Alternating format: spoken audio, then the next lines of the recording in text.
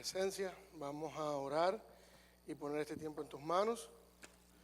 Vamos a suplicar al Señor que nos ayude en todo lo que hemos de avanzar en esta mañana. Oremos juntos. Padre, te damos las gracias por tu fidelidad, nuestros pecados, y reconocemos nuestra necesidad de ti. En ti reposan nuestras almas. Enséñanos y capacítanos. Háblanos a través de tu palabra. Y encomendamos, Señor, a cada hermano que viene en camino a tus cuidados especiales. Tráelos con bien. Oramos por nuestros jóvenes, Señor.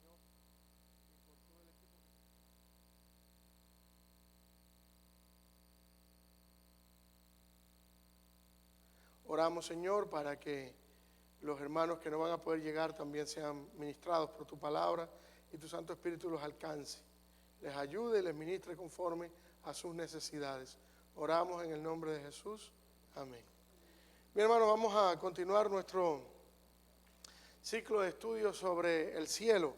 Estamos tratando de cubrir todo lo relevante con el cielo. Hemos estudiado el libro de Apocalipsis en su totalidad y nos hemos quedado pues en la última sesión del capítulo 21 y 22, donde hay una descripción activa en lo que al cielo se refiere, ¿no? El domingo anterior estuvimos cubriendo cuál era nuestra posición o cuál es la posición que encaja bíblicamente hablando con lo que pensamos sobre la memoria en el cielo. Muchas veces las personas han tratado, cuando ilustran el concepto de memoria, lo asocian a una declaración bíblica muy correcta, que en el cielo no habrá más tristeza ni dolor, ¿no? Y entonces cuando llegamos a ese punto, las personas tienden a comparar que el dolor que podemos experimentar es profundo. Y cuando lleguemos al cielo, ¿cómo entonces la doctrina del dolor en el cielo desaparece si nosotros podemos recordar cosas dolorosas? Entonces, una primera posición fue: no hay memoria. Cuando nosotros morimos, vamos al cielo y no hay memoria de ello. No hay memoria de las cosas que ocurrieron aquí en la tierra. Pero eso bíblicamente no es una teoría que se puede sustentar. O sea, la no memoria bíblica, la no memoria no es bíblica, porque en el cielo vemos representaciones de memoria. Los santos claman delante del altar: Señor, ¿hasta cuándo? ¿Hasta cuándo va a ser el momento en que va a sufrir tu pueblo? Son los santos muertos en la tribulación.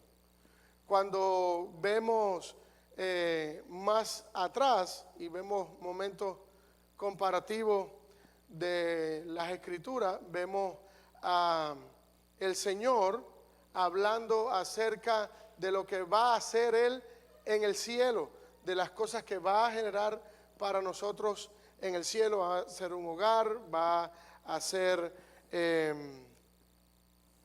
un sitio específico para nosotros, y continuamente dice: las cosas viejas van a pasar y el Señor las hará todas nuevas. O sea, una posición que vimos más bíblicamente sustentable. No es que hay una memoria selectiva solo de lo bueno, no es que hay una memoria selectiva solo de las cosas que nos alegran, sino que cuando nosotros lleguemos al cielo tendremos una conformidad total y absoluta con el plan de Dios. Para ilustrar esto, vamos a ir a Isaías 66, versículo del 11 al 24, y vamos a leer este pasaje, porque este pasaje es una descripción profética de cómo el pueblo de Dios ven el final de los tiempos. ¿Alguien puede leer Isaías capítulo 66, versículos del 11 al 24?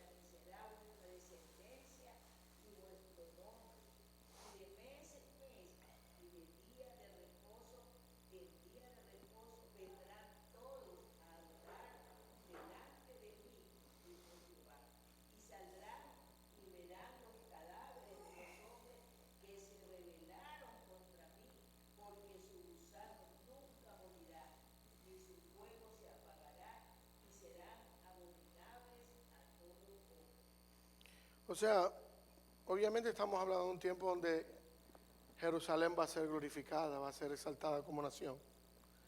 Y en medio de esa exaltación, en medio de esa glorificación, nosotros podemos pensar que es parte de lo que el cielo nuevo promete. Una nueva Jerusalén, fuera de los ídolos, fuera de las prácticas paganas. Y vemos el pueblo de Dios deseando ese momento, amando y abrazando el momento donde Dios restaura a Jerusalén. Y en ese proceso de restauración vemos que hay una ola enorme de mortandad y destrucción. ¿Por qué? Porque es el justo juicio de Dios. Una de las cosas que nosotros no podemos separar de esto, una de las cosas que no podemos olvidar de esto, es que cuando hablamos del dolor, nosotros tenemos que entender que lo que genera dolor nuestro ahora mismo cuando perdemos un familiar no creyente es que murió, y con él murió también el deseo nuestro de que si no se arrepintió, obviamente no sabemos lo que ocurre en los últimos minutos o segundos de vida, pero si no se arrepiente, esa persona no va al cielo. Ahora la pregunta mía, ¿es culpable Dios de eso? ¿Es culpable Dios de alguien que muere y vaya al infierno? No, ¿estamos de acuerdo? Si Dios no es culpable de eso, ¿por qué nosotros en el cielo, cuando comprendamos el propósito completo de la justicia de Dios, podemos decir que la muerte de un impío es justa delante de los ojos de Dios? Porque Dios le ha dado la oportunidad que escuche el Evangelio, que vea el Evangelio, y aún así la conciencia le ha hablado del Evangelio y no cree en el Evangelio. O sea, hay justicia de Dios cuando esa persona impía muere. Cuando nosotros en el cielo veamos y tengamos un cuerpo y una mente renovada, absolutamente, nosotros abrazaremos el propósito de Dios en toda su plenitud, incluyendo la muerte de nuestros impíos favoritos. ¿Por qué digo impíos favoritos? Porque cada uno de nosotros tiene familiares, amigos, conocidos que aprecian mucho, que no son creyentes. Y no son creyentes porque han rechazado la verdad del Evangelio.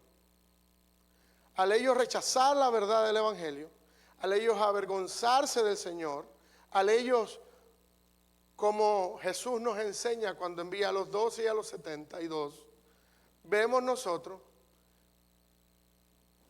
¿qué le dijo Jesús a los 12 cuando entraran a un pueblo que los rechaza, a una casa que los rechaza? Sacúdense las vestiduras, los pies y salgan de esa ciudad, ¿no es cierto? Porque esa ciudad los ha rechazado a ustedes, pero la decisión del trasfondo es rechazar ¿a quién? A Cristo. O sea, no hay conexión ahí con Cristo. Y al rechazar eso, a Jesús no le duele ni siquiera una gota, en el sentido de que esta gente tiene un corazón duro y no quiere saber del Evangelio. Cristo ya ha muerto por ellos, es una muestra de amor. No necesita dar una segunda muestra de amor por ellos, ¿cierto? No necesita ser más y más y más persuasivo. Ya Cristo murió por ellos, el mensaje del Evangelio ha llegado. Ahora nosotros morimos y llegamos al cielo y vemos que hay alguien que es muy cercano a nosotros que no está allí. Por decantación asumimos que si no está allí y no hay un lugar intermedio, está en el infierno. Obviamente entonces, ¿cómo encaja esa doctrina de la memoria y el dolor? ¿Cómo nosotros podemos entonces decir, bueno, sé que no está en el cielo, por lo tanto está en el infierno, pero es alguien muy cercano a mí? ¿Por qué entonces, si lo natural sería sentir dolor, pero ya sabemos que la Escritura dice que no van a sentir dolor, no vamos a sentir dolor, no vamos a experimentar el llanto nuevamente, ni el poder de la maldad sobre nosotros? ¿Por qué entonces, o cómo hacemos que eso coincida? Bueno, la explicación es una explicación simple. Nosotros estaremos conformes con el juicio de Dios, con la justicia de Dios, con lo que Dios ha declarado sobre esa persona, aunque amamos. Nosotros aparentemente ahora lo vemos muy, muy grande, muy lejano de allí, pero hay ejemplos que podemos usar. Cuando usted escucha que un hijo de otra familia, ¿verdad? Un hijo no suyo, un hijo pequeño. Fue violado por un pedófilo. Y este hombre es sentenciado a determinada cantidad de años en la cárcel. Nosotros vemos el proceso judicial, ¿verdad? Y aunque no nos guste la cantidad de sentencia, porque creemos que puede ser más elevada la pena, decimos, bueno, recorrió el proceso legal correcto, tuvo un juicio justo, recibió un abogado, trató de defenderse, demostraron su culpabilidad y lo sentenciaron 20 años, 25 años. Tenemos conformidad con ese estado de justicia.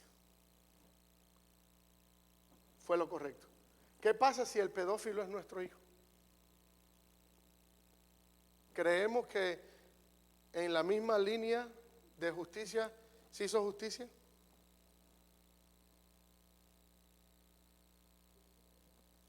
¿Por qué? Explique su idea.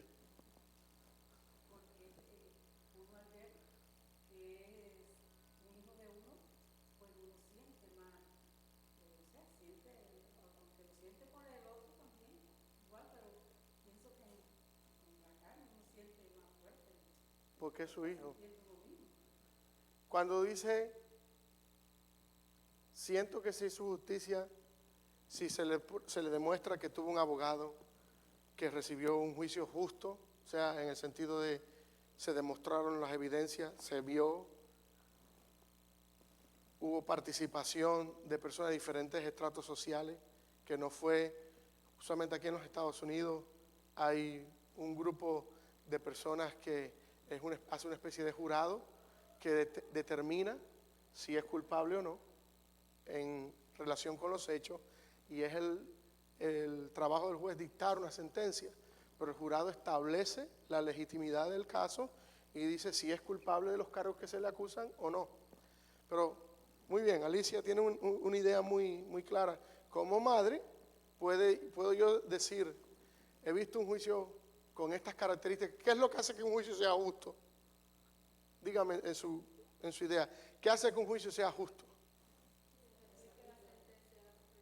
Pero hay otros parámetros. ¿Qué hace que sea justo? Que ambas partes tengan la posibilidad de poner sus ideas, sus puntos de vista, sus acciones, y donde se pueda demostrar o no la culpabilidad o no de lo que se está procesando. Ok. José y Fernando luego.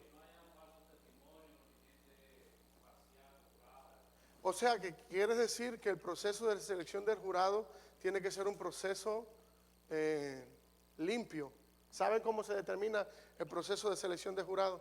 Bueno, las personas son citadas al azar, pero hay un tope, usualmente es un número que se determina, no necesariamente tiene que ser impar. Puede que sea, supongamos son 10 personas que se van a seleccionar como jurado. Cada abogado, tanto el abogado como el fiscal, el abogado de la parte representativa de la defensa, el fiscal de la parte representativa del acusador, tienen 3 o 4 objeciones. O sea, las personas que van a venir para ser candidatos son diversas, diferentes orígenes, trasfondos, ideologías, historias. Eso es al azar, ¿verdad? Un proceso de selección automatizado. Pero cuando vienen y se sientan, cuando usted está tratando de elegir sus testigos, los testigos que va a elegir, usted tiene un número de objeciones, ¿no?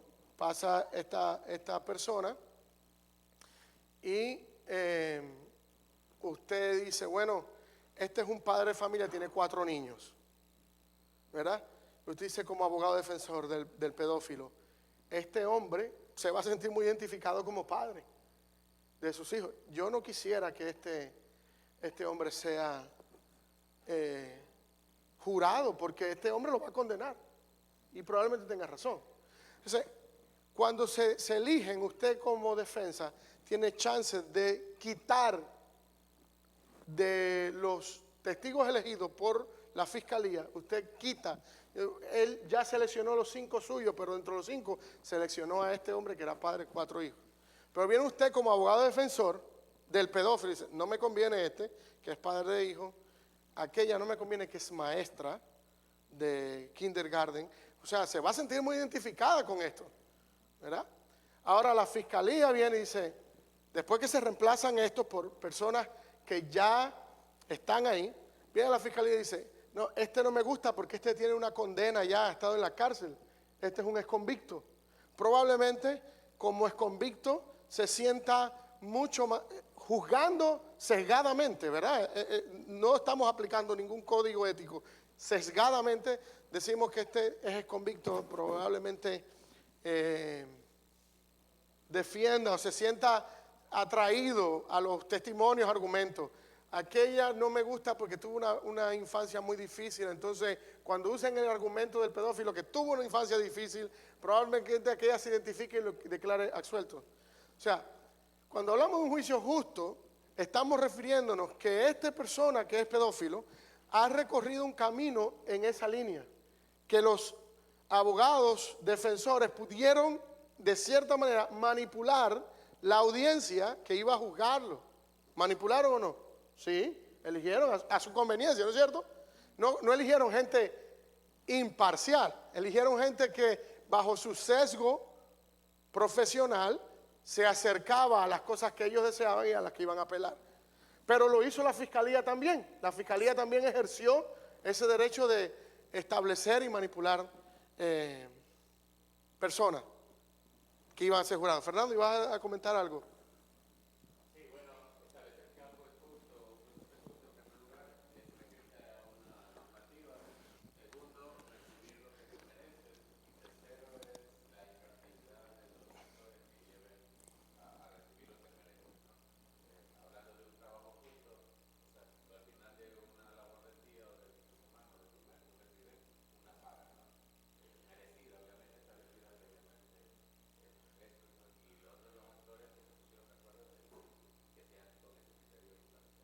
Bueno,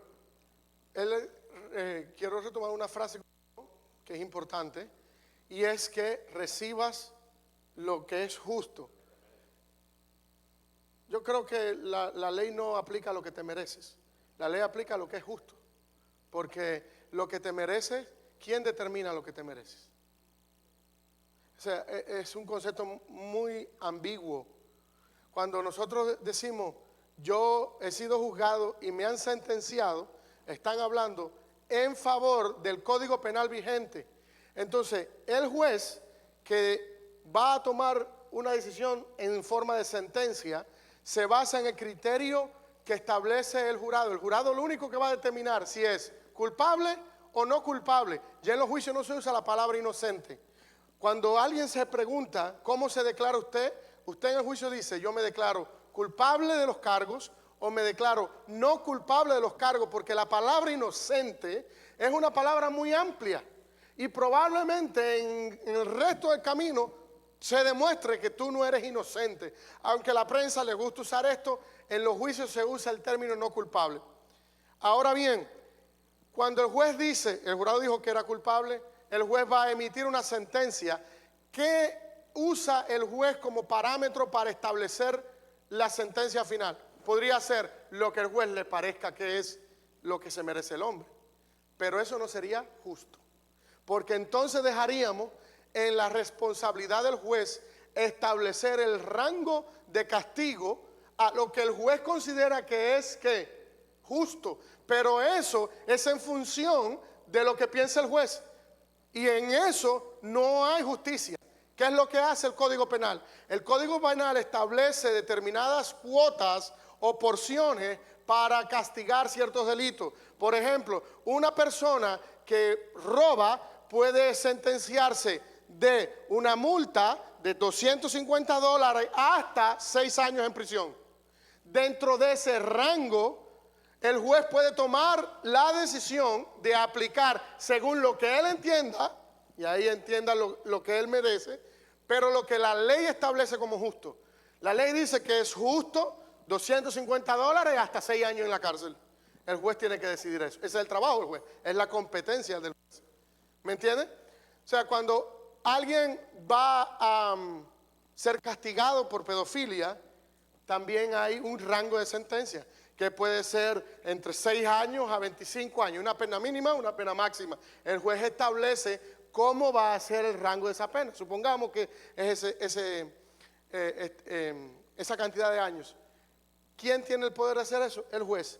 Pero ya el Código Penal ha establecido que el juez no se puede salir de ahí. No importa lo que él quiera, él no se puede salir de ahí. ¿Me sigue?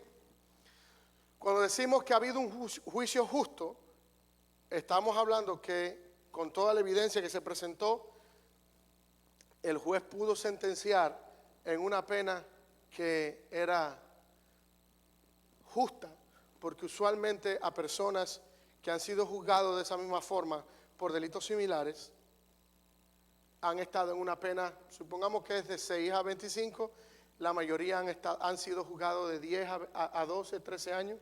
Probablemente el juez establece que esta misma persona de 10 a 12 años. Pero puedo yo decir como padre de la persona abusada, no, pero yo quería la pena máxima. Y si yo quería la pena máxima era justo, ¿no es cierto? Si le daban la pena máxima era justo, ¿sí o no? Sí, ¿por qué? Porque el Código Penal es quien estableció el patrón de justicia que se va a operar. Y dijo que hasta 25 años era justo. O sea, yo quería la pena máxima. La madre de este hombre probablemente quería ¿qué? La pena mínima. El juez puso una sentencia. Cuando nosotros vemos el caso de esta persona, le vamos a llamar Pedro, vino Pedro y se revisó, fue sentenciado a 13 años, que es el averaje, es el promedio de las personas que son sentenciadas con un tipo de comportamiento similar. Vimos que los testigos fueron seleccionados en un proceso justo, amplio. Vimos que los testimonios que se usaron como evidencia fueron contundentes, las evidencias que se mostraron fueron contundentes. Yo llego a la conclusión de que esta persona ha sido justamente juzgada, que no ha habido ningún sesgo político, no ha habido ninguna intención racial a la hora de sentenciar a este hombre. Hemos visto que los precedentes, tanto blancos como negros, ha sido de 10 a 13 años. Este hombre le dieron 13, está dentro del rango. Hemos visto que los hombres que han sido juzgados dentro de 25 a 45, ese ha sido el rango, este también está en ese rango de edad. O sea, vemos que todo es justo. Cuando la madre sale de ahí, sale insatisfecha, puede incluso decir que no ha sido justo la sentencia que el juez le ha dado, pero a los ojos de todo el mundo, ¿el juicio cómo fue? Justo. Lo que pasa es que ella tiene unos lazos muy cercanos a él, como madre, lo ama profundamente y no quiere que él sufra, no quiere verlo sufrir. Ahora yo pregunto a esa madre, ¿cómo según la madre se haría justicia? Si usted no estuviera de acuerdo con ese juicio, ¿cómo usted cree como madre de ese pedófilo que él sería juzgado justamente? ¿Qué era lo que usted quería? ¿Cuál era la forma en que él debería ser castigado? Póngase en lugar de esa madre, de ese familiar cercano. ¿Qué usted usaría como deseos para él? No, usted no es la madre de otro. Usted es la madre del pedófilo, de Pedro. 6 años, digamos. ¿Qué quisiera más? Que fuera libre. Ok.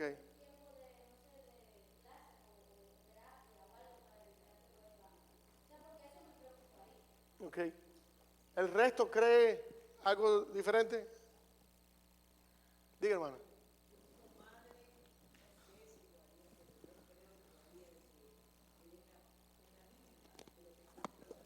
Que cumpla. Ok. Ahora, ¿cómo usted cree que le explicaríamos eso a los padres de la niña o del niño? ¿Cómo le explicamos eso?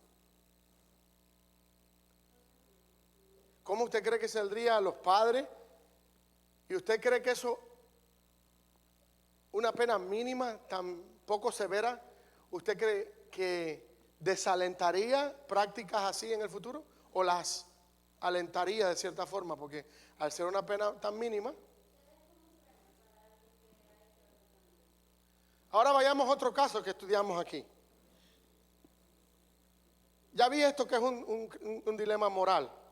Estamos tratando de explicar por qué en el cielo tendremos memoria y tendremos alegría. Vimos un dilema moral. Ahora veamos un dilema moral, pero de una forma más simple.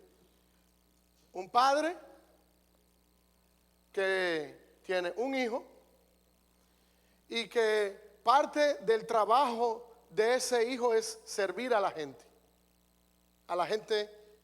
en todo su esplendor, ¿verdad?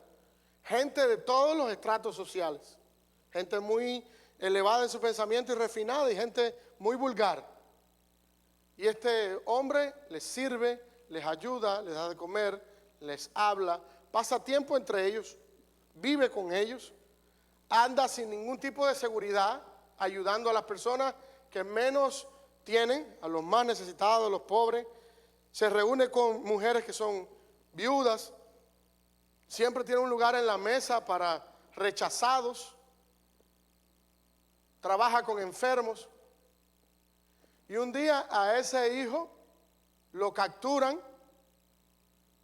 en medio de un juicio, lo sentencian sin ninguna evidencia, sin demostrar ningún testigo, lo torturan y lo asesinan. Este padre ve todo esto y quiere que los implicados sean juzgados y que paguen por sus crímenes. Pero ahora bien, él no quiere juzgarlos de la misma forma que juzgaron a su hijo, porque eso sería ser igual. No habría grandeza en eso, ¿no es cierto? Si yo respondo de la misma forma, si yo respondo a un crimen que me han perpetrado a mí de la misma forma, no soy tan diferente del criminal. Entonces, él quiere un juicio justo. Él quiere que el acusado o los acusados tengan la oportunidad de dar a conocer su posición, que puedan tratar de involucrarse en resarcir el daño, pero no lo hacen. Pasan años y años y años y no lo hacen. Pero resulta que el padre de este hombre no solo es el padre, también es el juez. ¿Cómo usted cree que juzgaría?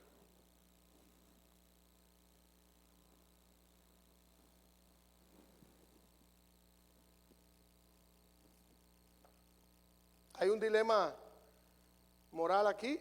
¿Cree que hay una competencia o hay un conflicto de intereses?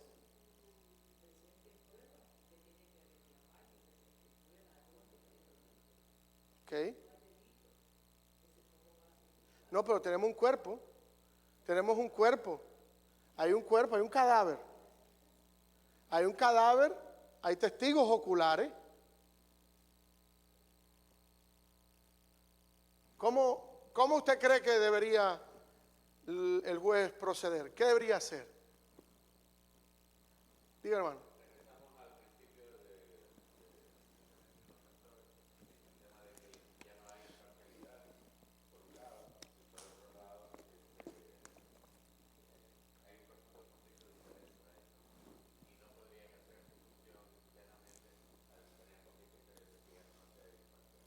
Ok.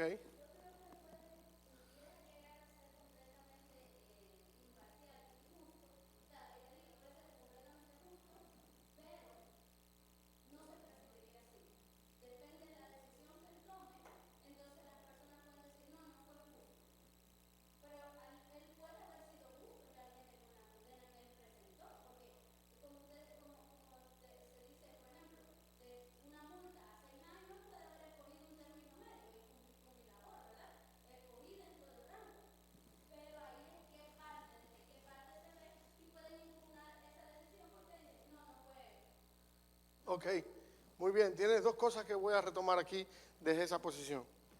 Número uno, está la opción de que él juzgue, ejerza juicio, pero la gente, aunque él tenga un trasfondo impecable, la gente siempre va a poner en tela de juicio su sentencia porque dirá, bueno, era tu hijo, ¿no? No fuiste imparcial. Ok, tiene un conflicto de interés.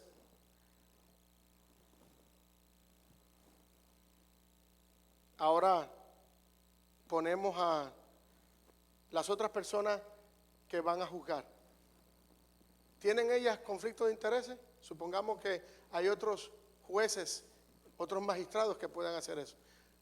¿Habrá un conflicto de intereses? ¿Ellos tendrán un conflicto de interés? ¿Por qué? Puede que sean amigos, familiares, ¿sí? Esposos. O sea, ellos también tienen otro conflicto de intereses, ¿cierto? O sea, el resto de los magistrados tienen otro conflicto de intereses también.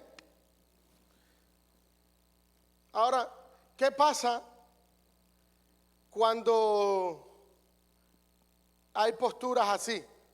¿Qué hacemos? ¿Dejamos el crimen sin castigo? ¿Qué hacemos entonces? Dígame usted, ¿qué idea se le ocurre? Tiene magistrados que también tienen conflicto de intereses, los otros que pueden juzgar. ¿Qué hacemos? De todos los magistrados que tenemos, todos tienen conflictos de intereses.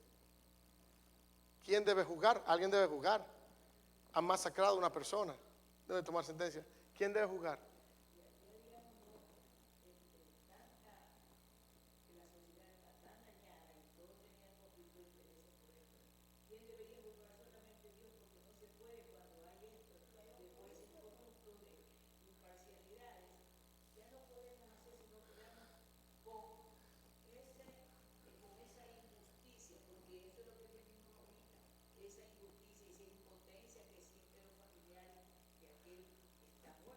Bueno, pero un juicio de Dios, no vemos cómo funciona este en particular.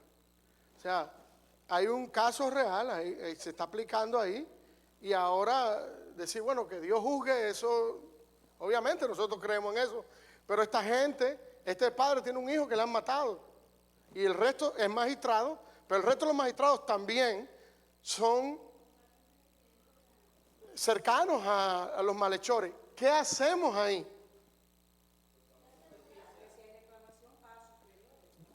Estos son todos los que tenemos. ¿Qué hacemos? Alguien tiene que juzgar de ellos. ¿Qué característica, qué patrón, qué rasgo usamos para encontrar a alguien que juzgue? Oh, la integridad. Muy bien. Entonces, decimos que de todos esos magistrados le vamos a dar la oportunidad de juzgar a aquel de mayor integridad. ¿Sí? ¿Sí o no? Muy bien. Y lo que él diga, ¿será qué cosa? ¿Y qué pasa si el que más integridad tiene sigue siendo el juez inicial, el padre del muchacho? ¿No se cuenta? ¿Por qué usted lo está sacando?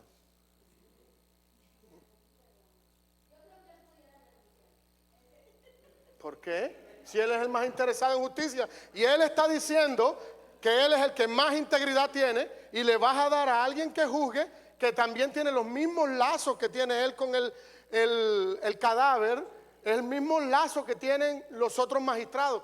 Si yo como padre, que soy el que más integridad tengo en esta sala, y veo que quieren darle a alguien que juzgue que tiene menos integridad, obviamente yo soltaría todas las alarmas. ¿Qué cree? Este dilema es complicado, pero el resultado de esto nos pone claramente en la posición donde yo quiero llegar. Es que desde el inicio, bueno, usted está poniendo un ejemplo que nos lleva justo a Dios. El hijo, el juez y él es el magistrado. Entonces, ciertamente podríamos nosotros como seres humanos pensar que hay un conflicto de interés, pero ciertamente él, por los siglos de los siglos, ha mostrado por los tiempos que él es fiel, que él es justo, que él es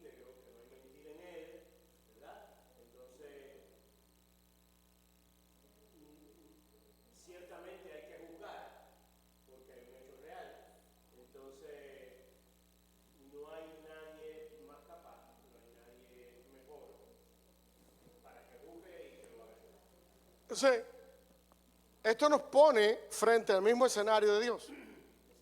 Dios es ese padre que ha masacrado a su hijo. Y él dice, no puede juzgar a él porque es el padre. Obviamente, está bien, reemplázalo. Que alguien tome su lugar. Trae a otros magistrados. Me presentan todos, la Corte Suprema entera, ¿verdad? Los que han legalizado la marihuana, el aborto, la homosexualidad, los mismos sentimientos y posiciones que hicieron que mataran a este hijo. Porque lo que usaron para condenarlo es que este era un alborotador. Ese fue el argumento, es un alborotador. ¿A qué estaba alborotando? Estaba llamando a la gente a que viviera de una vida diferente. Sí, pero es que la vida que él estaba proponiendo era una vida muy recta. Entonces tú vas a dejar que estos que estaban proponiendo el aborto, la homosexualidad, la droga, juzguen a los que son como ellos que mataron a mi hijo. ¿Sí ves el dilema moral? Hasta tú mismo te das cuenta de eso. No tiene sentido. Tiene que juzgar a alguien íntegro. Porque ya aquí todos tienen implicaciones. Ya hay conflicto de interés en todos. Alguien íntegro tiene que tomar la batuta y dar el último martillazo en esa mesa. Y solamente es Dios quien lo puede hacer. Entonces, después que se dé la sentencia a eso, todos nosotros acordamos que el único que podía juzgar en nivel de integridad era el Padre.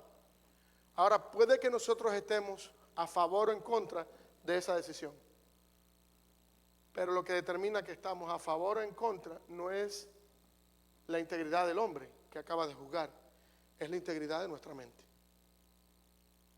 Es la complacencia que tiene nuestra mente en nuestra forma de pensar y que creemos que bueno, no era tanto, no era tan grave, no era malo. Porque bueno, nosotros hemos practicado la mayoría de los pecados esos.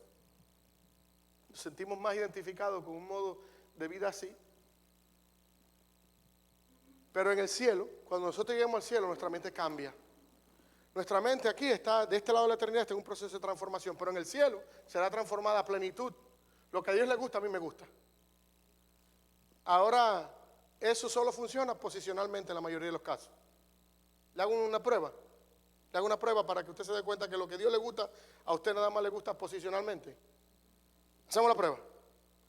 Dios le gusta evangelizar. ¿Con cuántas personas conversó la última semana? Dios le gusta que usted en la gran comisión vaya y se extienda. Solo hay como 12 al viaje a Guatemala, 15. ¿Ha considerado, alguno aquí está planificando hacer otra cosa? Dios le gusta que usted pase, a él le gusta mucho la oración. Jesús oraba, ¿cierto? ¿Sí oraba o no? ¿O los evangelios? Martín Lutero decía una frase, a mí me choca mucho esa frase, que si él oraba menos de 6 horas sentía que salía desnudo de la casa. Martín Lutero. O sea, menos de 6 horas él sentía que salir de la calle era como salir desnudo. ¿Qué podré decir yo? En los huesos, ¿verdad?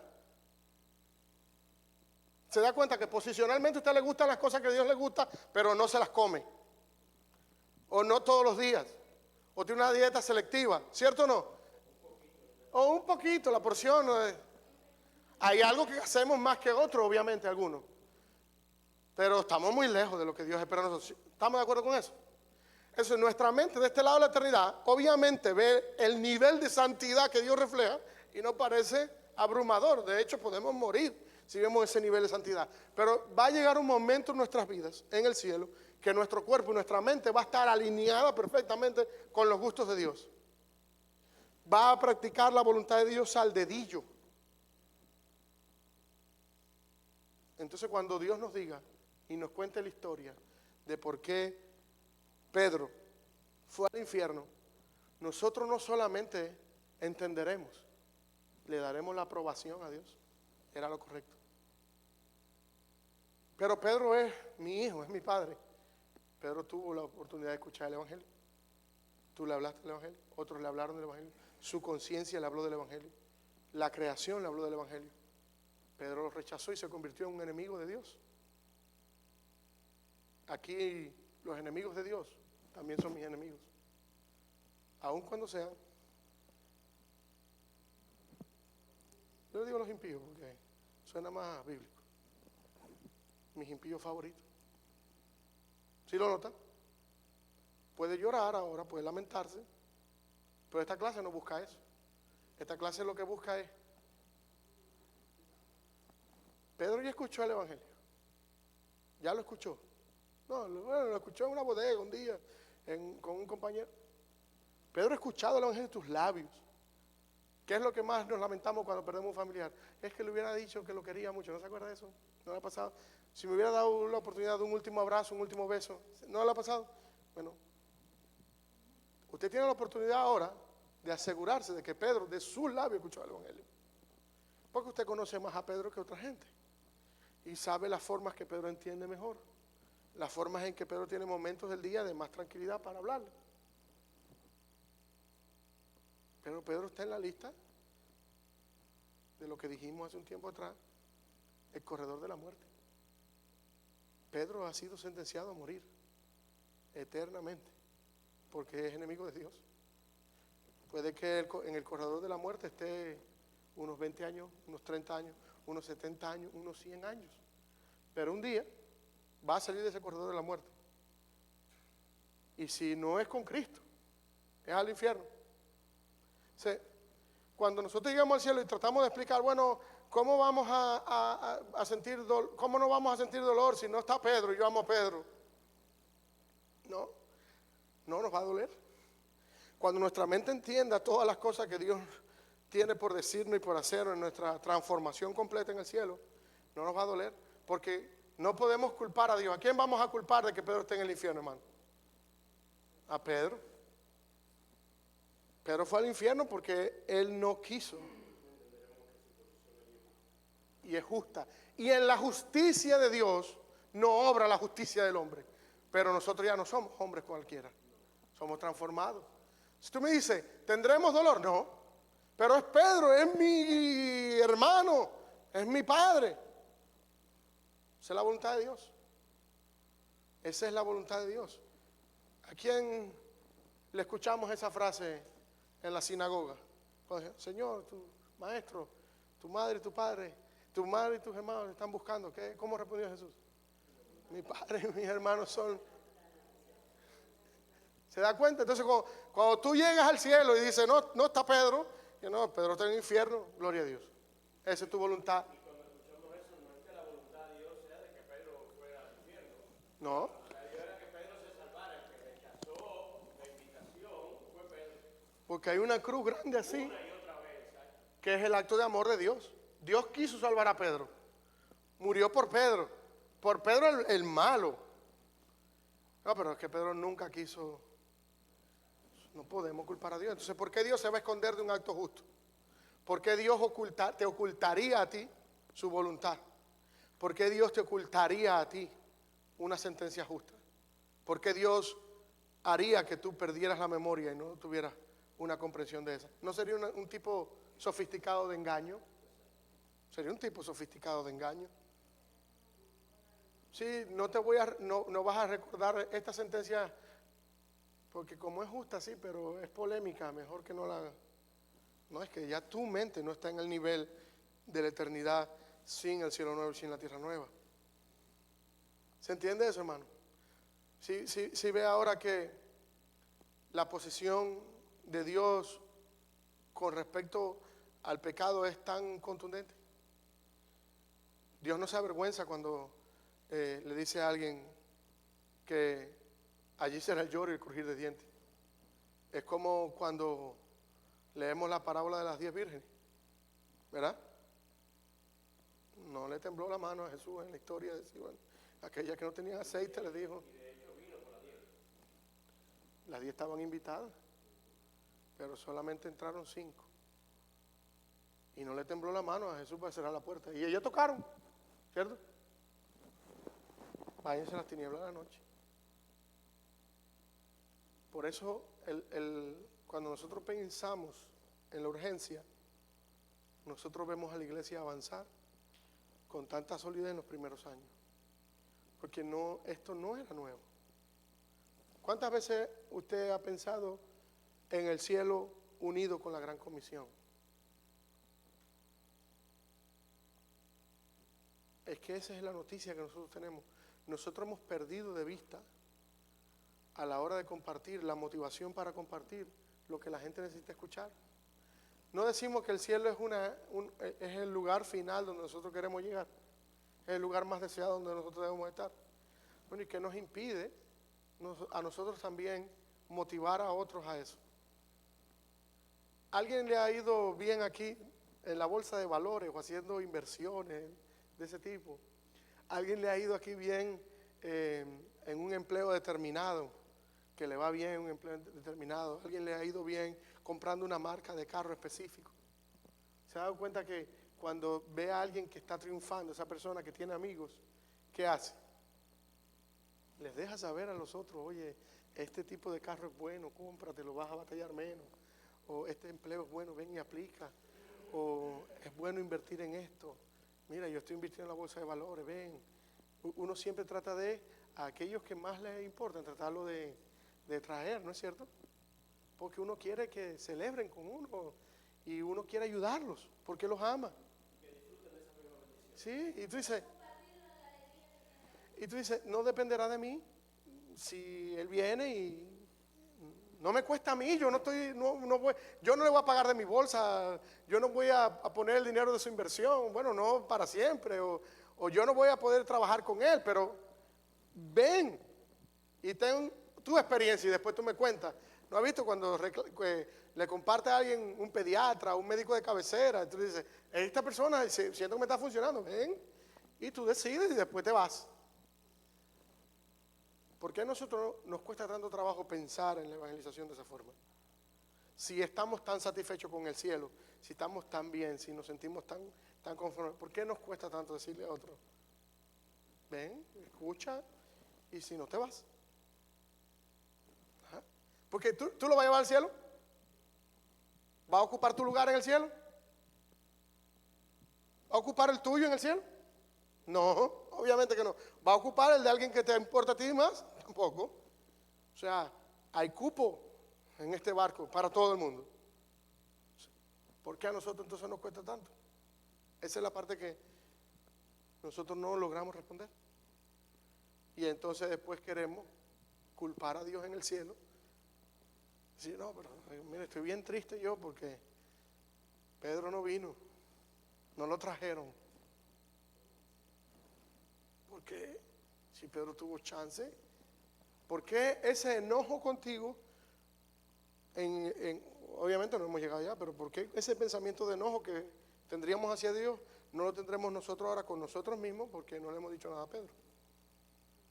Esa es la ambigüedad de que nos cuesta a nosotros más fácil, nos cuesta mucho a nosotros enfrentarnos a nosotros, que es más fácil ponerle la culpa a Dios. Decir, bueno, Dios, tú te encargas de eso. Si Pedro no viene, después me pondré triste yo en el cielo. No. En el cielo, cuando yo no vea a Pedro, yo no lloraré. Si no llegó, solo diré, sé el nombre del Señor bendito. Y esa será la voluntad de Dios. No quiere decir que daré campanada y simplemente no me entristecerá, porque estaré conforme que se ha hecho justicia. Porque Pedro fue un desobediente y ahora está justamente sentenciado. En ese pensamiento nosotros podemos estar bajo la cosmovisión esa. Apocalipsis 21:7, con eso quiero terminar.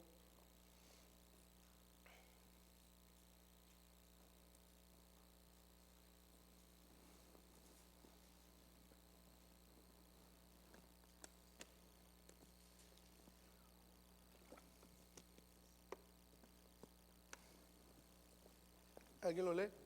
Por favor.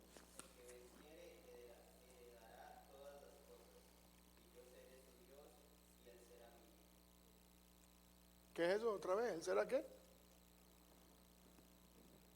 El que venciere. ¿Qué cosa, hermano?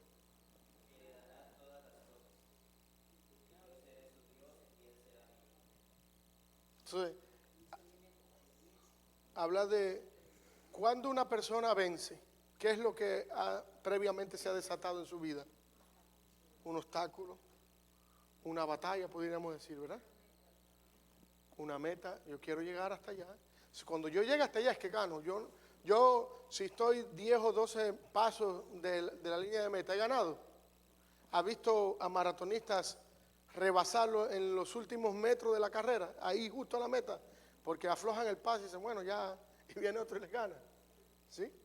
Bueno, Dios está diciendo que el que venciere, esto no se acaba hasta que se acaba.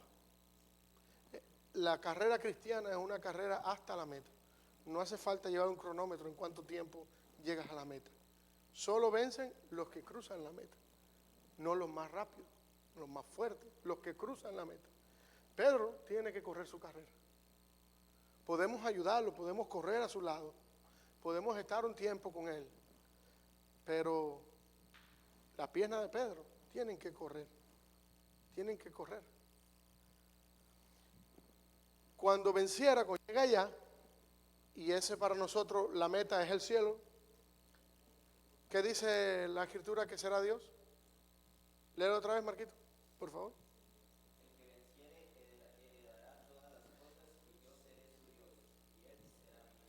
Yo le daré todas las cosas. ¿Qué es lo que hablamos de todas las cosas? El cielo justo del Señor.